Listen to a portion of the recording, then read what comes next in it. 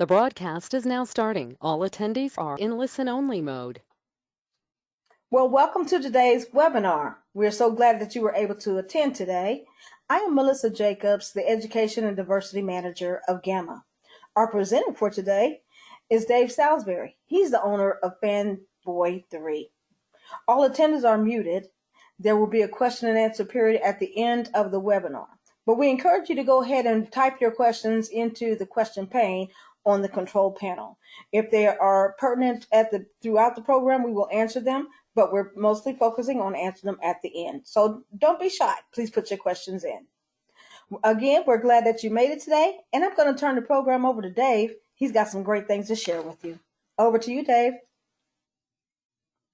Hi, attendees. Welcome to Diversity for Dummies, the diversity seminar for people who don't really understand diversity.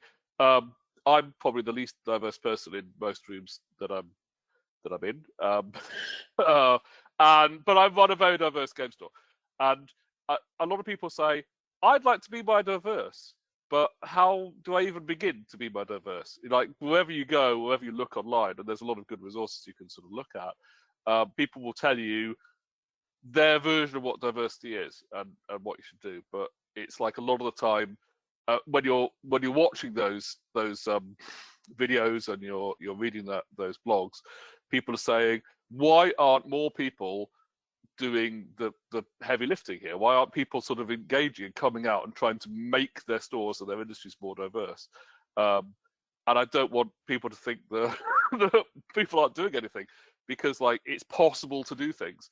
Like even if you're the least diverse person in any room. So this is Diversity for Dummies. We'll kick off. There's 10 things that I think literally every store can do. Every store can look at to make their store more diverse and more welcoming and not just to people who are complaining about the lack of diversity. It's like these things affect everybody, literally. You know, they just make you a better store, just even slightly thinking about the ways in which you are engaging with people or people are engaging with you. So without further ado, let's kick this off. So, diversity of dummies. So you've got a third space.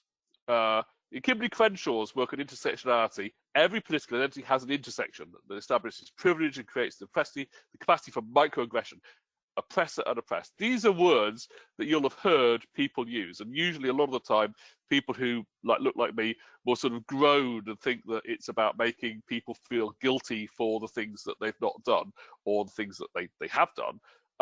Whereas actually, if you sort of drill down into intersectionality, it's like everyone is continually creating these political identities, and every political identity intersects with other political identities. So it's not like there's one oppressor and one group of oppressed people. Everybody is simultaneously doing it to each other, and that's kind of like a key pickup that I had. Then about 5 years after that, Homi Kababa wrote his great work of third space theory, and we think of third space theory as something that game stores do, you know. But Homi Kababa wasn't really thinking about game stores when he was writing third space theory. The idea behind it is there's two spaces, your workspace and your home space, and the third space is somewhere you go to sort of create culture, to create society. And he was really writing about where oppressor and oppressed can come together, because he was writing about post-colonial India. How can you forge a mutual culture to go forward when you have maybe different goals and different life experiences? Now, another thing happened in 1994, which was the DCI invented themselves to be activities that people would do in stores. So the game store itself, essentially as we now know it, was born in 1994. And then 10 years later, two other things happened. One is I opened Fanboy 3, and somebody called Mark Zuckerberg invented Facebook. Obviously, we're two different businesses, and he's a bit bigger than me. Facebook uses algorithms to sort of mine intersectionality. It basically creates feed and targets you with it based on your political identities. Each political identity is a tag, and Facebook can tag you in to things that it thinks you're interested in, which is why increasingly it wants to send you stuff that creates a sort of an echo chamber of people like you all hating the same thing or liking the same thing. Obviously, Mark Zuckerberg uses it to sell you stuff and to sell you as a political entity to stuff. I think, personally, that if Kimberly Crenshaw's works right and Hobby Kebab's works right, and I pretty much think both of them are, then our game stores can be really, really good, effective spaces, breaking down cultural barriers, forging new societies based on non-political identities. Because the political identities we're used to, that intersectionally is based off, if you have a bunch of Yu-Gi-Oh players in your store and you say, define yourself, who are you as a person? Tell me about yourself. The first thing most of them tell you is that they're Yu-Gi-Oh players. They don't tell you about their gender or their ethnicity or their religion. The things that we would traditionally think of as intersectionality, they think of themselves in terms of sort of an overwritten social identity from the space that they're in. So that's the basic theory behind it. These are the 10 things we can do to make our stores more diverse. 1, take a step back. So if we take a step back from diversity as an issue, we're asking ourselves, what is it? Is it diversity based off race, gender, sexuality, ability, or neurodiversity? A lot of our stores are very neurodiverse environments. 1 in 54 people are neurodiverse, but if you go to a game store, I would hazard a guess that it's more like 1 in 10, and possibly even higher than that. We're traditionally very, very welcoming spaces for people who are neurodiverse. Is it game selection? Is it the events that you run? Or is it all the above?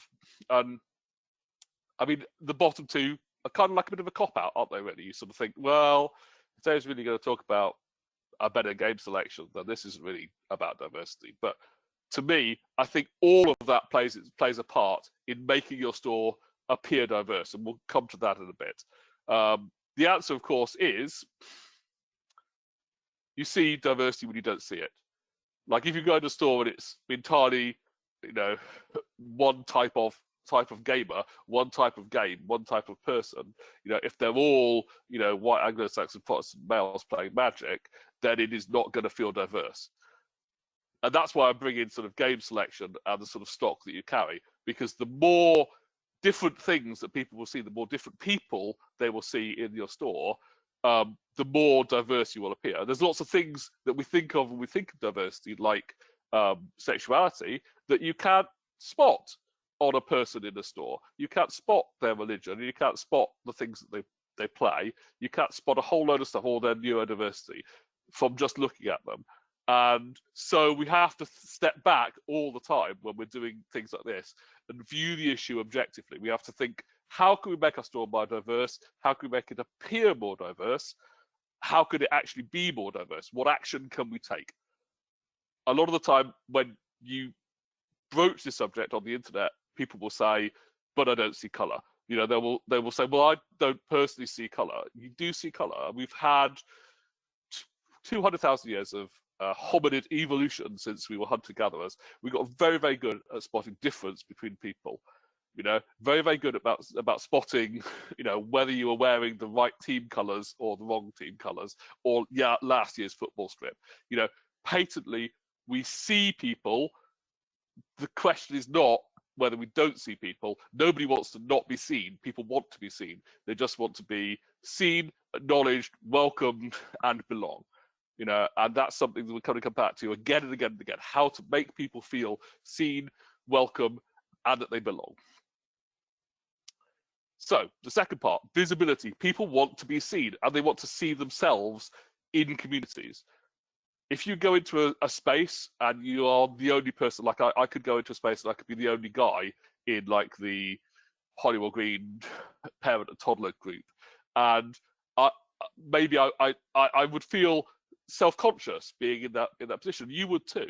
The more people see themselves, either as staff in your store, as customers in your space, in your organized play space, as players in your organized play space, as creators and represented products, the more people will feel that they are welcome in the community, that the community is designed for them. So obviously part of what our job is to make sure that people see themselves in our stores. Now, obviously, you can't see yourself in a store if you're not in a store. So there's a bit of a chicken and egg situation here. How do we get people into our stores so that people will come into our stores and see other people that are like them in our stores? There's a trick people do in restaurants. I'm not recommending this as a tactic, but in restaurants, when you first open a restaurant, invite all your friends and all your family to come and eat in the restaurant for free. Just have them all in the restaurant, eating food, having a good time, making it feel that the restaurant is a vibrant, fun place full of vibrant, fun people. And people walking by outside will look in the restaurant and they will see those people eating and drinking and having a good time in your restaurant. You know, if you open your restaurant and you have nobody on your tables, like how many times you walk past a restaurant, there's been no one eating there, and you think to yourself, I do not want to go in that restaurant. Well, this is the same thing. This is the same thing. How do you make it attractive, and how do you make it so that when you're sharing your thing, your Gmail messages don't keep popping up? How embarrassing is that? How do we start? So this is the thing we call coding. We code our spaces to demonstrate our values. But it will vary depending on what your store does and what your store is and where your store is. A lot of these things will depend heavily on where you are geographically. I mean, Manchester is a huge LGBTQ community. So a few years ago, we redesigned our logo to be a rainbow flag logo. This demonstrates our values to people. And when they see the rainbow flag logo, they go, oh, Fanboy 3, that's a place we are going to feel welcome. You know, that's a place we can go into and they are going to, you know, throw out the red carpet for us. Well, not throw the red carpet out, that would be roll it out for us. So we demonstrate our values in social media by our social media presence. In our aesthetic choices, like there are some colors that are very heavily gendered, shall we say. Like, so you wouldn't necessarily want to make some of the aesthetic choices that some game store brands have made in the past, say, with like a really sort of, you know, black and red and grey palette. You know, these are the colours of the Nazis. You know, we don't really go heavy on Nazi colours really in the game industry if we can help it. It's, you know, we want to make it light, bright, airy, and friendly. You know, and nothing about that says, you know, Nazi colours. If that's, you know, in my humble opinion. So, essential choice: diversity in the games you run, diversity in the products you carry.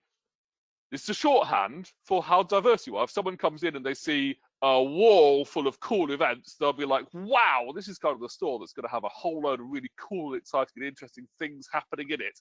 And also, you're more likely to throw your net wider and catch far more people from different communities in different areas than if you just double down on running one product line. And traditionally, we've all run one or two product lines as game stores. The more product lines we bring in, the more events we put on for those product lines, the more welcoming and cheery environments we end up being. Because if you just run, I'm going to, you know, get annoyed with Warhammer, but if you just run Warhammer and that's the only thing you run, you will only get Warhammer players. And those Warhammer players could be anybody, but there's a shorthand for diversity if you would say we run Warhammer and we also run, you know, Malifaux, and we also run Dust, and we also run, you know, D&D and Magic and Yu-Gi-Oh and Pokemon and all these other things. The more you bring in, the more diverse your offering is, and that's a shorthand for how diverse you are as a store. Then making your space safe, and we'll come to making your space safe in a minute because that's a bit of an extra thing. Decoding and recoding. It's quite hard to recode your store, but you can decode it. There's things that are maybe posters from certain games companies that sort of scream 14-year-old boy's bedroom.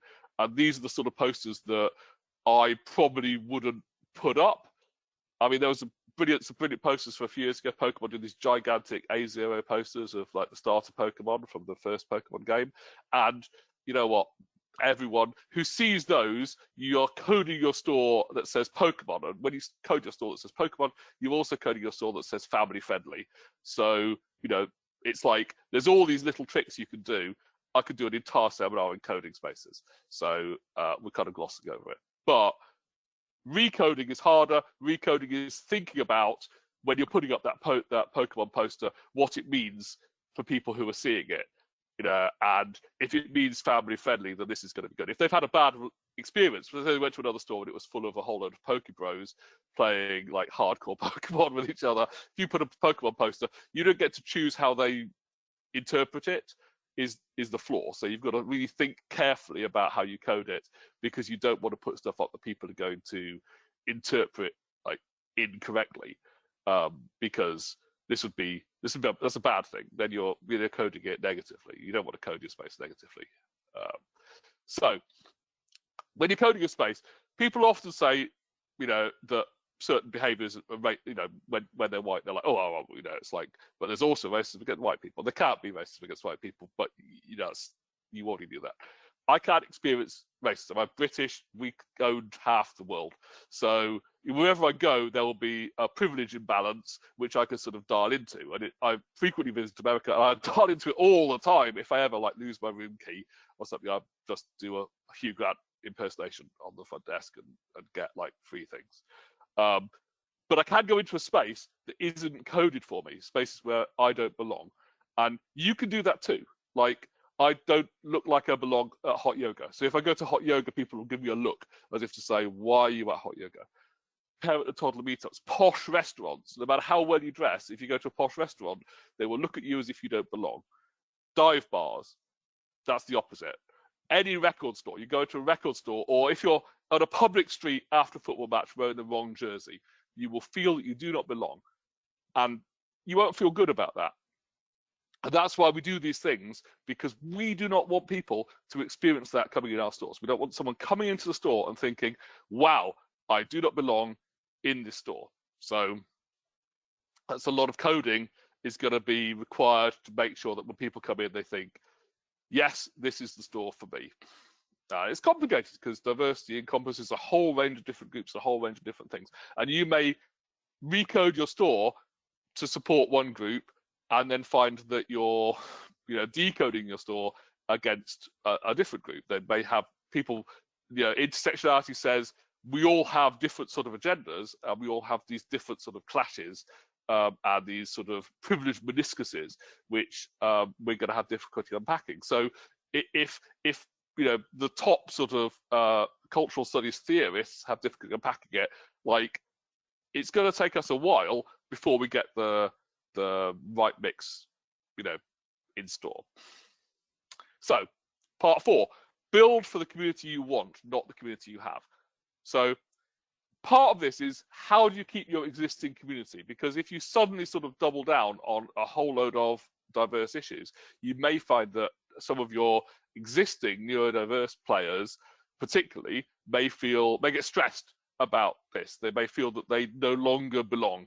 And you kind of want to try and make sure that they are on message with you, so that they don't see it as a negative. They don't see you judging them and saying, well, you aren't cool enough for this store anymore, which I've used to work for a store which definitely went through that phase. They were like, well, those old middle-aged beardy gamers, they don't make the store look cool. And we want it to look cool. We want people with tattoos, and facial piercings. And it's like, and guys like me did not feel as welcome. So we want to try and make sure that everyone feels welcome. So we need to basically get those people on side and get those people on message. So most people want to share their love of games. You at a game store, you've seen it. People will come in and talk about, they'll come in and say, oh, is Pandemic any good? And someone will come over to them that isn't even on staff and start telling them how great Pandemic is and how they should buy it. People actually have a desire to do this all the time. Everyone deserves to be able to play games. That's a central thing that I say to people all the time in store when they're feeling a bit jittery about whether me putting in another event might basically cause them to lose some of their event space privilege. It's like, no. Honestly, the Digimon players deserve to be able to play. That's the thing. You're saying to people all the time, don't you want to share your love of games with these people? They deserve the right to come in the store and play games just like you do. Diversity is strength in your product selection, in your event selection, in your staffing, in your customer base. The more diverse you are, the stronger you are, and that's something that most people can understand. Most people can understand that, because If they've played Magic, they've gone through a period where Standard was a bit rubbish. And then they're like, well, if we hadn't got modern players, then we'd have been in trouble. So, and you can tap into that for a whole load of things. You want to just have people thinking all the time. The more people are in, the more we're sharing the love of games. It's not about exclusion. It's not about exclusivity. The more we're not like a Victorian gentleman's club. We're a game store. We want more people all the time. We want everyone, until everyone in the world is playing games like they do on Carve-Out Vanguard. We aren't going to be happy because, we're fundamentally, want to change the world.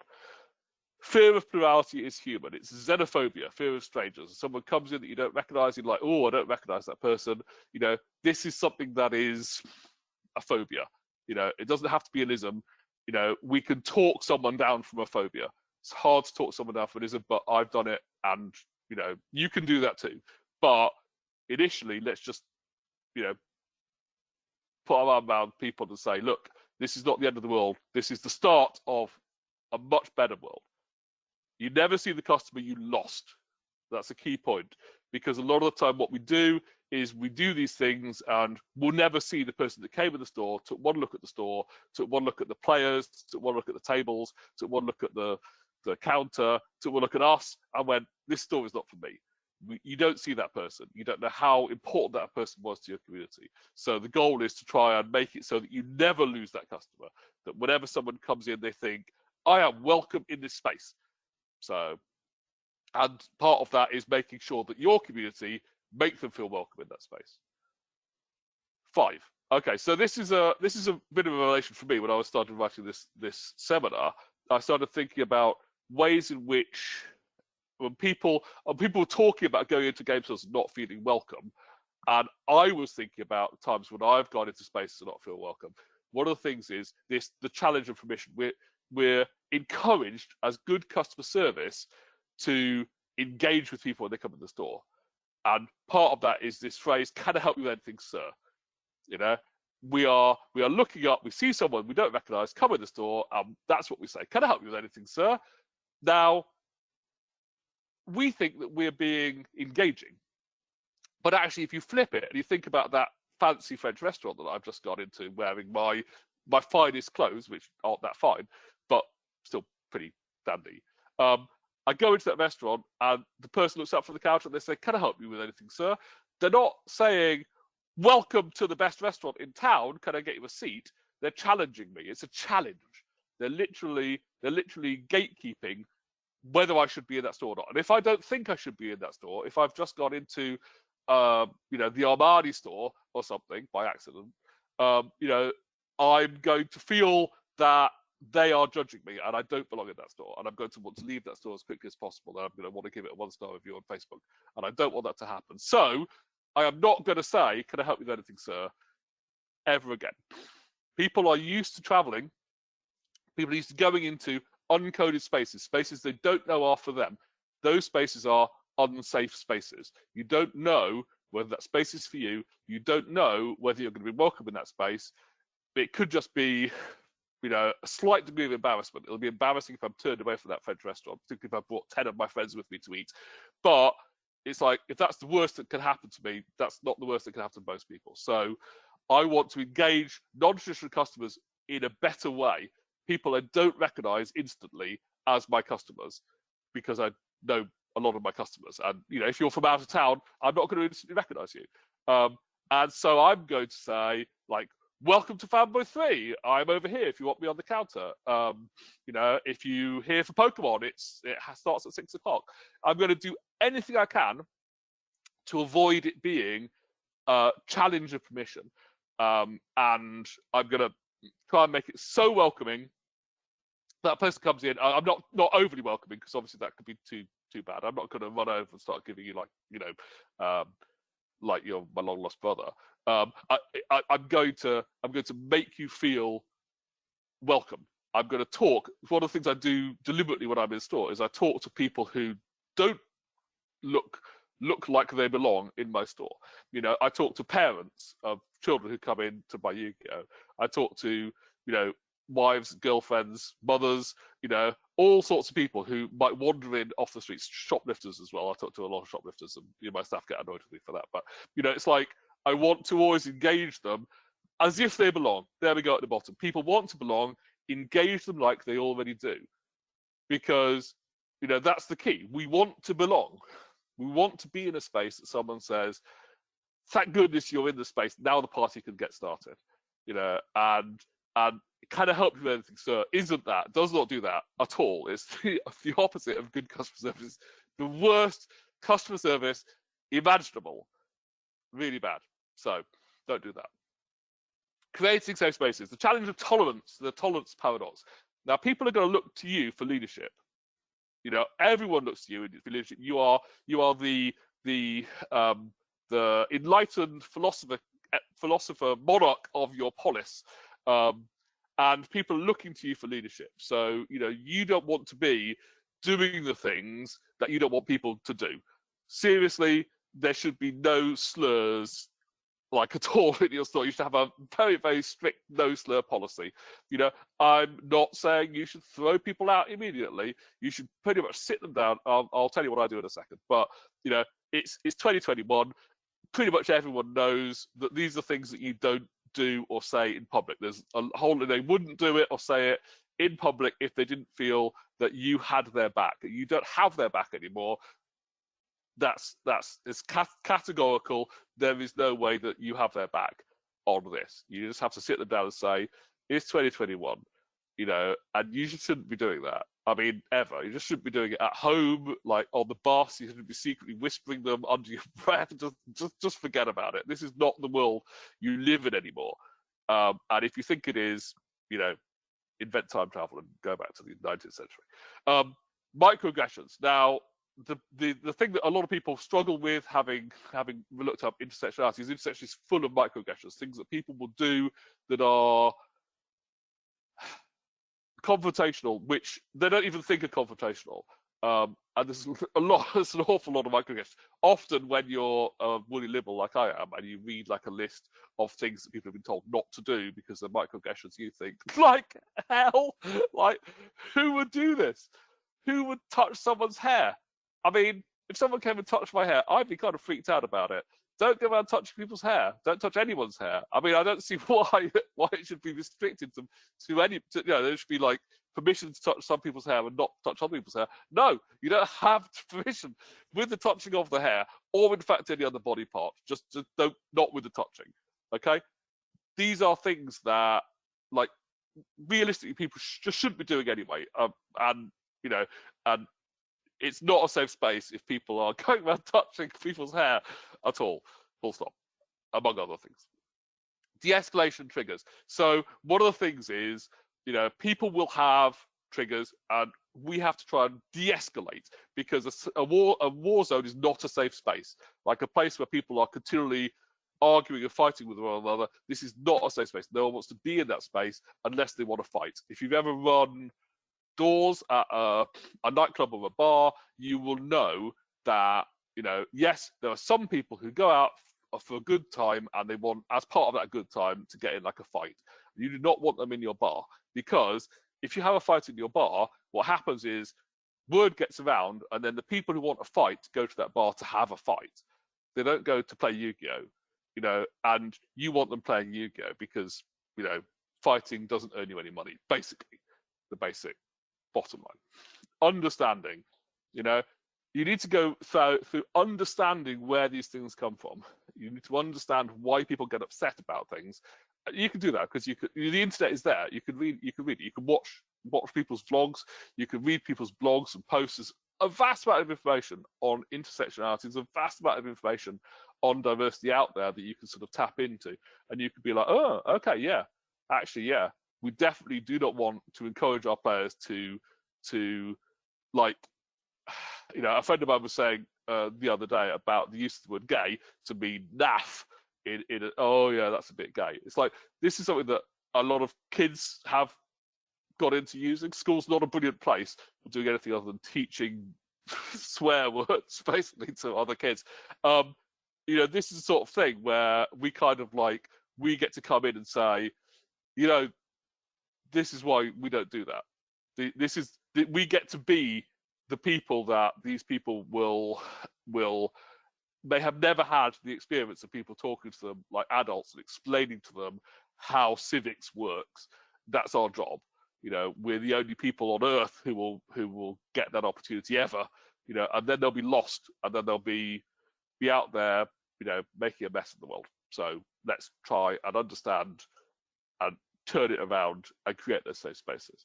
So we have privilege, and there's also something called social capital. Social capital is how we all invest. We're all encouraged to invest in spaces, in the spaces that we want to inhabit, to make them better spaces, more social spaces, more welcoming and diverse spaces. And the more people who are on board with doing that, after a while, you will not be policing your safe space, because your customers will police the safe space for you. In a way, it's still better if you do the lion's share of the work, because you can sit people down and explain to them the basic terms of entry, and not just of your space, but the basic terms of entry for humanity. The basic level of this is what we have to do in order to live in a tolerant and fair society. And I pretty much said quite a chunk of that. The ultimate thing is the Greek city-state, the polis. They would have this thing called the ostracon. They would basically all get together. If you offended the polis, they would it doesn't matter whether you're right or wrong. If you're a dick, people don't want to hang out with you. They'd all just throw this piece of pottery in this pot, and they count it up, and they'd say, yeah, more people think you're a dick than don't think you're a dick, so I'm afraid you're out of the city-state. That's just how it works. And that's kind of how we work as a society too. Like, ultimately, that's what social media is. It gets to a point and we say, we've had enough of you. So hopefully we don't get to that point. A lot of people that will come in our stores have had extremely bad parenting, and I say that as a parent. And they follow that with extremely bad peer pressure, social conditioning in an environment designed to create exploit division, and we call this school.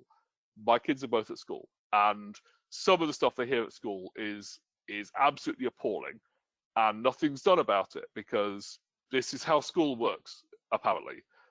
You're not a parent, a teacher, a police officer, or a social worker. You're the first person that these people will come to who literally, I don't know, like, you are acting as an equal member of society, as they are. And you can say to them, this is not how we live. This is not how we act. This is not what we do. And you have the carrot and the stick, because essentially if they're like, well, I want to say what I want to say when I want to say it, you could go, well, bye, Felicia. I'm afraid to say, I guess you're not really, going to want to hang out in the store anymore, because we can't let you do that. But there'll come a point where maybe you realize that actually we were a carrot as well as a stick. And then, hopefully they'll change. The goal is change all the time. So I do this a lot in private. I'll take someone off the shop floor. I won't confront them in public, because a public confrontation, you put up your ego shield in public. This is just what you do, and it may be intensely gratifying to get in a steamy argument with someone and throw them out of your store, but has that created a situation where they can change? Or is it about your ego clashing with their ego? Because ego is the enemy of societal change. You won't actually get them to think about, their actions unless you can A, dangle a carrot in front of them, B, hold a stick over them, and C, say, this is what I say to them. I say, is everything okay? I mean, it probably sounds counterintuitive, because a lot of people would rather throw people out of their store and, and maintain a safe space that way than try and get to the root cause of the problem. Goodness knows, it wastes a hell of a lot of your time. But the bottom line is, most of the time, I could actually affect positive change in people to make them start thinking about, a lot of the time it isn't okay. A lot of the time their lives aren't okay. A lot of people who spiral will say stuff they don't really mean and act in ways they don't really mean. And, we can try and give them the, at least set out a path for where they can change their behavior in order to be part of society is what I try and do. So part 7. You don't all have to do that. You don't have to be as woolly, liberal, and whatever as what I am. 7, curate your stock. There's the challenge of intent.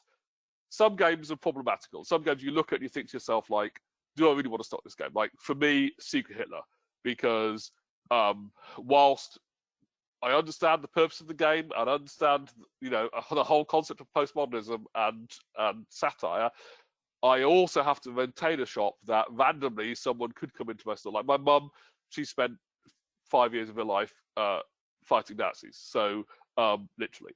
So if I told her that we sold a game that was called Secret Hitler, she'd be like, "What the heck?" Because there's a point where some people are going to see that and they're going to make their own assumptions as to what kind of store I'm running. And I don't want them to make that assumption because that's the opposite of the sort of store I'm running. So sometimes you've got to look at a product, you've got to think to yourself, like, is this really a good fit for my store? Is this actually, going to be a big turn-off? People are going to come into the store and they're going to think, oh, I don't want to go to that store that has, this thing in it that I really find quite offensive. So the things that we find problematical as games that deal with difficult issues, games that punch down. I hate games that punch down, and I really try not to stock them at all. And games by cancelled creators. Sometimes creators don't really understand the world is changing continually, and they've got to really kind of engage with it because the actual creation is fundamentally an ego act. You've got to have a central core of ego, and then you've got to make things happen. And unfortunately, a lot of them don't really understand seemingly that that there are bigger issues in the world than some games. I like to think that a lot of these games have teachable moments. So there are ways in which you can say, this game is like, Puerto Rico is a fantastic game, but it pretty much deals with the slave trade. Puerto Rico pretends it doesn't deal with the slave trade, which is probably the bigger issue with it. There are ways in which you can solve this problem in your store, because you can put labels on things, you can put stickers on things, you can say, this game deals with some issues that you may find uncomfortable. And you could also, like say with Puerto Rico, you can say, this is an anti-slaving charity and we're donating like $5 for every sale of Puerto Rico to this anti-slaving charity. Surprisingly, there is a vast amount of slavery still going on in the world even today, and there are anti-slavery charities working to end that. And so I think that's a thing that you should look at for anything that's a problematical game in your store, rather than say like burning it. So games of global industry, you can find games from all over the world. I go to Essen every year, and there's a lot of game stands and pavilions at Essen which will bring in games that you won't even see if you're basically an Americentric store. If you're based in America, you basically deal with most of the games that come through distribution. There are lots and lots of games that you won't see. There's board game cafes and publishers in Tehran producing some really, really cool games, which you can't buy because there's a global embargo on them because of Iran. But that's the thing I've learned, is that there are game shops. There's games cafes in Nigeria. There's publishers in Nigeria. There's people all over the world producing games, and the world's smaller when we all play together. I wish all these games could be available in every store, because if you play someone else's game, you start to realize how they think culturally. It's like, and that is exciting. There's a game I bought a few years ago called Radio Takao, which is about when the Americans dropped a whole lot of bombs on a city during the Second World War, and you play the survivors running around trying to survive. And that's something that you wouldn't see outside of that country, because people wouldn't necessarily think of that as a good theme outside of that country. But it's a really strong game. If you like This War Is Mine, you'll like that. I don't necessarily buy British games when I see them on shelves, but I like to see them on the shelf. If I go into a store and it's got like a whole lot of Benifia stuff on the shelf, I'm like, oh, that's nice. And I think people are like that in general. They want to see games that are representative of their countries and their cultures. They might not necessarily buy them, but they might already own them. You know, that's a flaw, but they still want to see them on the shelf. So our most diverse game is Yu-Gi-Oh! It's been fantastic for me. A lot of people said don't want Yu-Gi-Oh! When I opened, I didn't want Yu-Gi-Oh! And a bunch of Yu-Gi-Oh! Players sat me down and they said, we care as much about our game as the Pokemon players, the Magic players care about their game. And I looked at them and I thought, yes, you do. They are a lot more diverse as a community than any other games community we run. Pokemon is pretty middle class. Yu-Gi-Oh! Is not. Britain's very class orientated. That's probably like our greatest degree of intersection.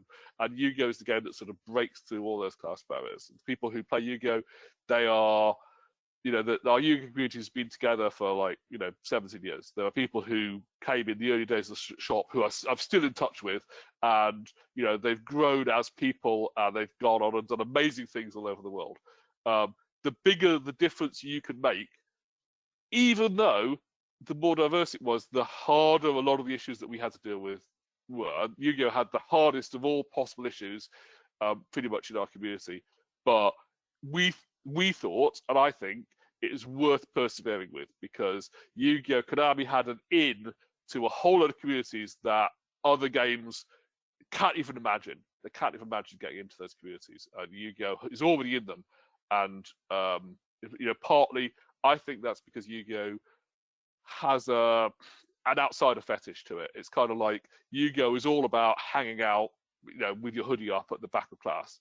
And that's something that people can identify with cross-culturally. There'll always be those kids who don't seem to be able to fit in, but they do in my store on a Thursday because they can come together and they can play Yu-Gi-Oh! To their heart's content with a whole lot of other people who also don't fit in anywhere else other than my game store. And that's a sacred duty I don't what's it lightly. So, part 9, listen. This is one of the biggest issues that anyone has when they're taking any form of action. You have to actually listen. You can watch podcasts dealing with issues. This is a really big subject because there's all sorts of different communities and sub-communities have their own views on what they would like to see and how diverse they want to see in your store. And the more you change, the more you will find smaller and smaller and smaller subsets of communities who will feel that they're not being listened to and they're not being. So the object is to always keep your ears open and listen. Talk with your customers. Make sure that everything's okay, because sometimes issues will come out of communities where things are not okay, and people need somewhere to go to where they can escape, and that's you. That's what our job is. We are an escape room in many ways. 10, take affirmative action. The challenge of change. So one of the things at Fanboy 3 we discovered early on was that the more women we hired, the more women we got as customers. That was basically it. Like, people would see women behind the counter and they'd come in to shop with us because we were the shop that had women behind the counter and playing games and selling games and talking about games. Hire people who make your diverse customer base feel welcome, whoever those people may be. Honestly, you can teach someone the base points of Magic and D&D and any board game you've got. What you can't teach them is how to make people feel welcome in your store. So hire people who are good at making other people feel welcome, regardless of who those people are. Sometimes, regardless of how diverse your staffing is, if someone comes into the store and it's just Phil and I pulling a shift together, it's the beardy versus the baldy.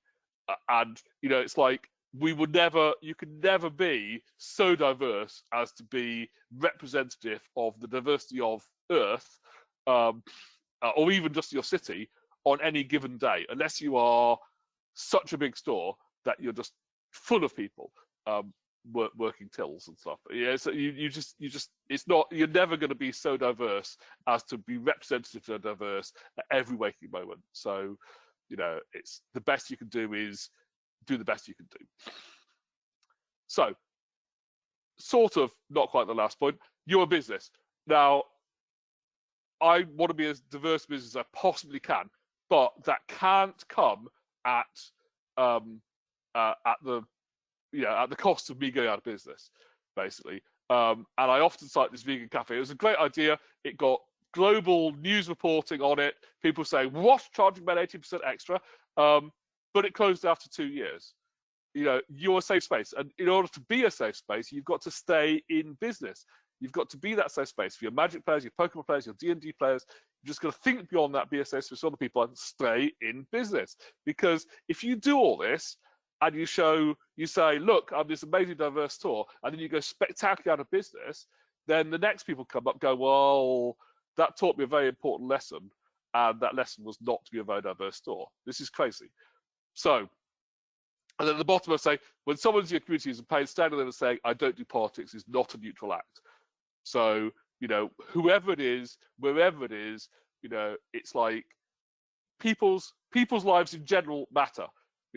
Black Lives Matter. It's like it wasn't rocket science to say that, because it's like people were in pain, and when someone's in pain, I'm lending out a hand and saying, "Let me help you up. What can I do?" I'm not saying, "Well, actually, I think you'll find all lives matter." This is just like, that's the action of a wanker. You're just not that store.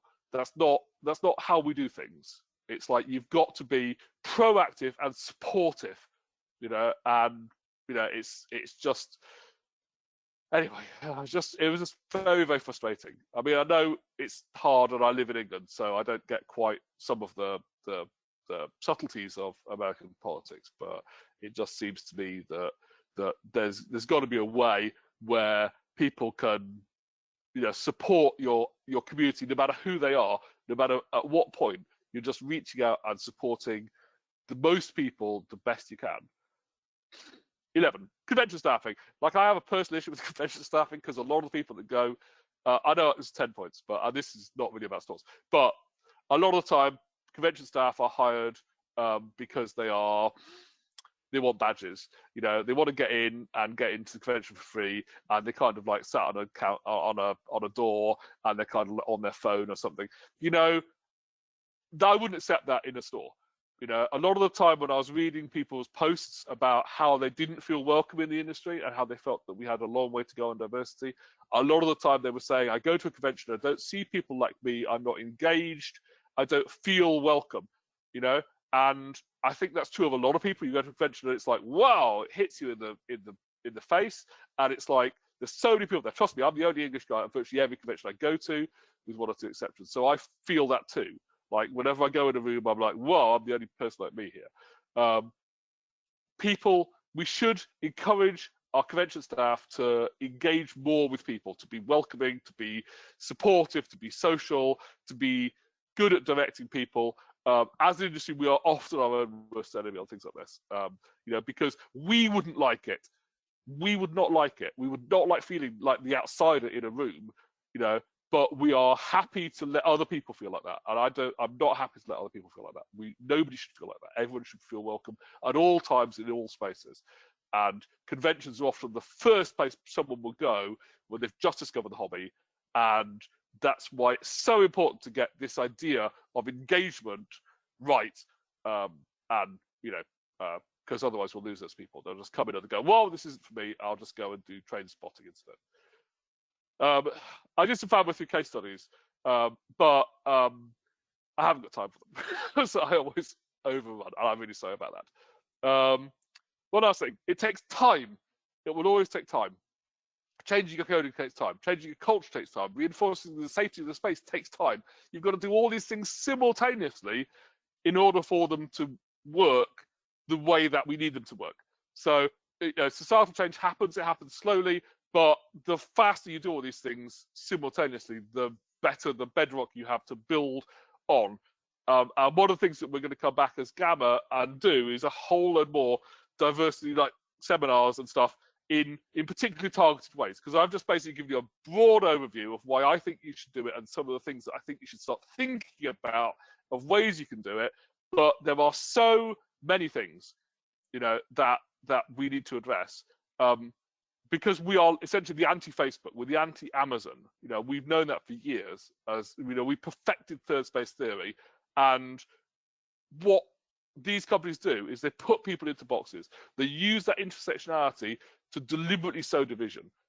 and we are the people, we are the I think we're the only stores essentially that can create a space where people can come in. If they feel welcome, they'll engage. People from different cultures, people from different races, genders, sexualities will mix together because they love D&D. That overwrites a whole lot of the stuff that society has to deal with all the time. It gives people a separate identity that they can tag together and build on. And that's what we can do. No other store can do that, and certainly Jeff Bezos can't do that. We understand boxes. We open them for a living. We play with all the contents. If everyone's correct, if all the research is correct, post-pandemic, we need third spaces more than we've ever needed them before. We can build a real counterculture with real counters. We can not just promote good mental health, we can promote good societal health. I've been Dave Salisbury. This has been Diversity for Dummies. Here are some handy resources which I would recommend. There's some interesting research in gender and racial representation. Shelf Stories, I cannot recommend Shelf Stories enough. I absolutely love its pieces. Obviously, Elizabeth Hargrave has done a lot more work than pretty much anyone else in the industry on compiling lists of products that you might want to look at and think, I want to bring those into my store because I want to demonstrate the diversity of my store through my product selection. And that is 2051. I've got some time for a few questions, which is unlike me because I usually run over time hideously. So I'm sorry about that. I hope I didn't talk too quickly for anybody. I hope you found it even vaguely useful. And now I can't figure out how the other bit works. I'll go ahead. Hey, thanks so much, Dave. We do have one question in the queue, and it came from Kylie. I'm not sure if he's still on the line or not, but I'm sure a lot of people probably had this question in their mind too. And he said, what are some other alternatives to Can I Help You? So what are some other alternatives? Can I help you? So I think of things in terms of like, welcome to the party. So I'll often say to people, welcome to Fanboy 3. Like, I mean, even if they've been here before, it's like, it's an outpouring of enthusiasm. You want to be enthusiastic, like, welcome to the store. Sometimes what I'll do is I will highlight new releases. So it's like, if someone comes in your store and you can go like, hey, welcome to the, the latest expansion for such and such has just come out. The worst thing that can happen is they say, oh, I'm not really a gamer. I was just, but it's an in. Like, part of the engagement process is a selling thing rather than a diversity thing. How can you engage with the customer? How can you make them want to tell you why they're in? Like, we're used to going up to people in the store and say, can I help you with anything? And what do you say? What do I say if someone comes up and says, can I help you with anything? I say, oh, no, it's fine. I'm just browsing. So that's a failure, isn't it? Like, the failure response for the thing that we're encouraged to tell people is quite high. Why would we waste our energy saying, can I help you with anything, if most of the time they're going to say no? We want to basically give them the impression that we will help them with anything without saying, can I help you with anything? And so you can do that by saying things like, oh, in case you're interested, the next Magic pre-release is this Saturday, we're doing a special offer on this. And like if you go into some other business that are customer focused, and you can sort of steal from what they do. Like when you go into someone and they say, oh, we've got this special on this thing today. I mean, it might be, it's not, they're not trying to sell you the lobster bisque.